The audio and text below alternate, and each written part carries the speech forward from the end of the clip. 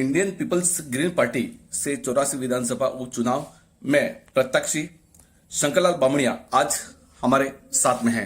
ऐसे में उनके साथ कुछ तीखे सवाल, कुछ मीठे सवाल दर्शकों के लिए, मतदाताओं के लिए, आम जन के लिए पूछे जा रहे हैं। शंकरलाल जी, आप उपचुनाव में मैदान में हैं। इससे पूर्व भी आप विधानसभा चुनाव 2023 का लड़ चुके हैं, लोकसभा चुनाव भी लड़ चुके हैं। ऐसे में आप विधानसभा चुनाव दूसरी बार उतरे हैं, तो क्या उद्देश्य लेकर आप इस मैदान में उतरे हैं?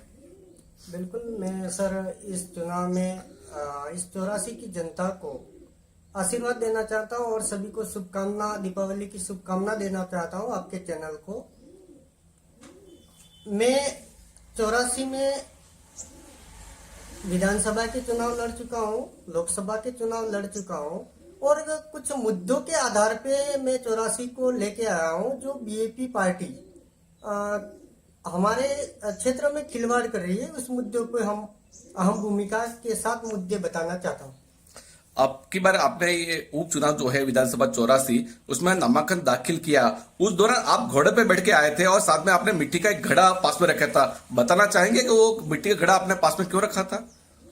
बिल्कुल, मैं इस 84 की जनता को ये बताना चाहता हूँ कि जो मेरा चुनाव चिन्ह है, जो हांडी है, ये जो कांग्रेस और बीजेपी दोनों तीनों पार्टियां डांडा डांडी है। और इन पार्टियों को ये बताना चाहता हूँ कि बीएपी और कांग्रेस और बीजेपी तीनों इस क्षेत्र में मिठाई की तरह बिकने वाली पार्टियां हैं और इस मिठाई को देख के इस क्षेत्र में विकास तो करना नहीं है, मिठाई बता के इन लोगों को गुमराह करके अपना सत्ता हासिल करना चाहती है। तो विधानसभा चुनाव आप किस मुद्दों को लेकर लड़ रहे हैं? देखो, मैं विधानसभा में चुनाव इस मुद्दों पे चुनाव लड़ना चाहता हूँ। हमारे आखिरी मुद्दे ये है कि जो राजकुमार जी चुनाव लड़के विधानसभा में गए, विधानसभा में जाने के बाद उन्होंने एक वादा किया था कि हम 84 में कडाना बैक वाटर से पानी लेके 84 के सभी क्षेत्रों में, आज ग्राम 84 क्षेत्र में 96 ग्राम पंचायतें हैं, तो गांव गांव और डाणी डाणी में पानी पहुंचाएंगे।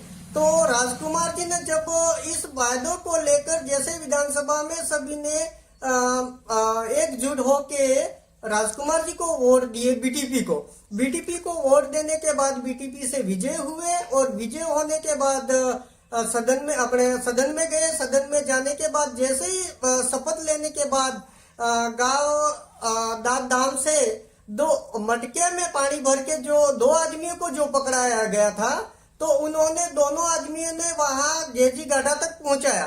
वो पहुंचाने के बाद आज ऐसी हालत है कि पानी की तर हवस में दोनों आदमियों की वो समस्या दूर नहीं कर सके।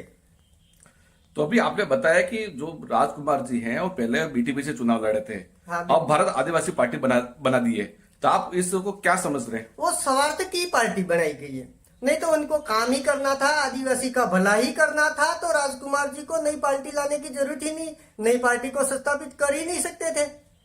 नहीं, उनके ये फिक्स था कि एक बार ही उनके जो कहानी बनी हुई थी उसमें एक बार ही चुनाव लड़ने के बाद दूसरी बार मौका नहीं मिले, उनको दोबारा मौका लड़ना था।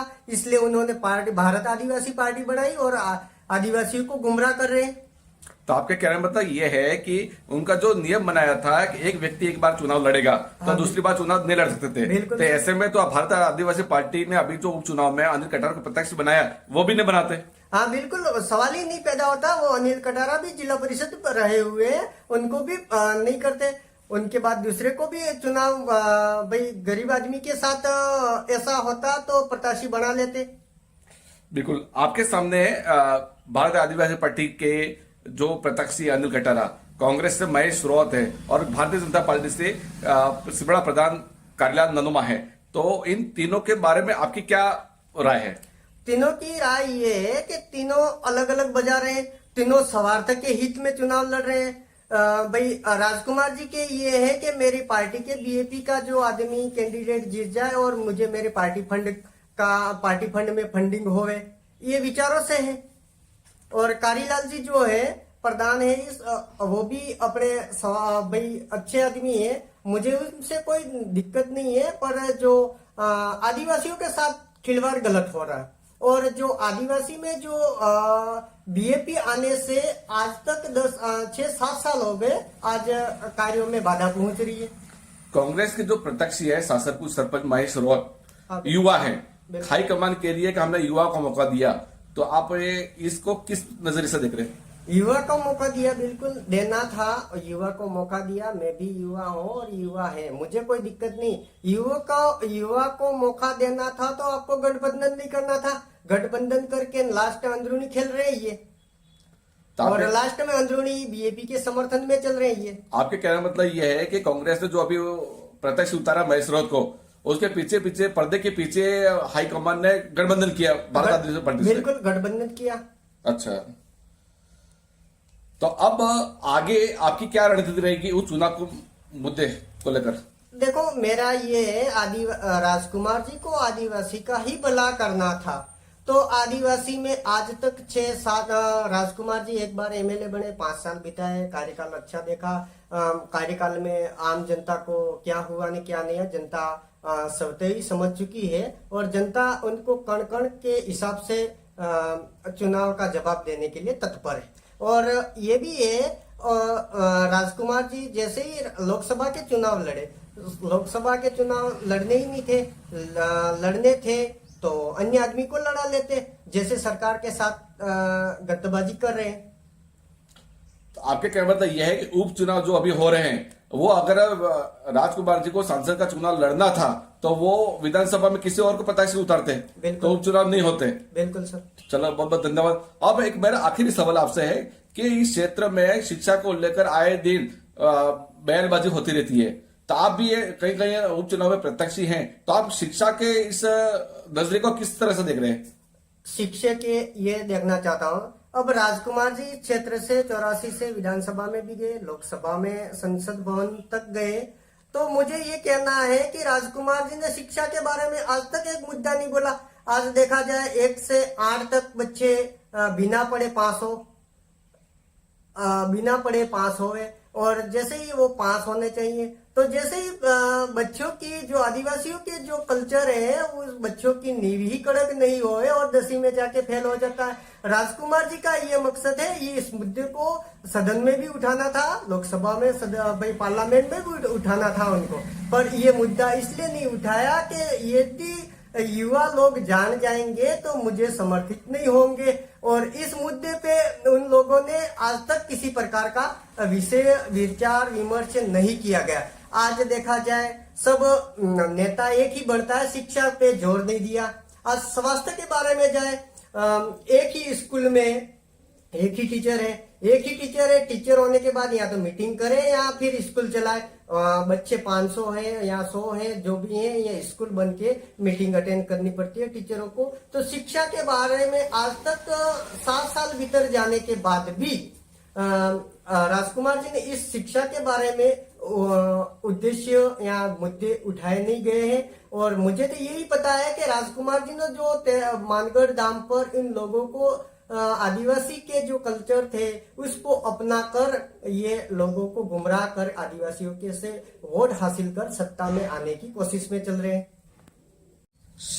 शंकरलाल जी, काकरी डुंगरी प्रकरण जो है काफी विवादित रहा है, ऐसे में अभी भी कलेक्टर के बाहर हर गुरुवार को वहां धरने पे लोग बैठते हैं काकरी डुंगरी प्रकरण वापस लेने को लेकर, आप इसे किस नजरिए से देखते हैं?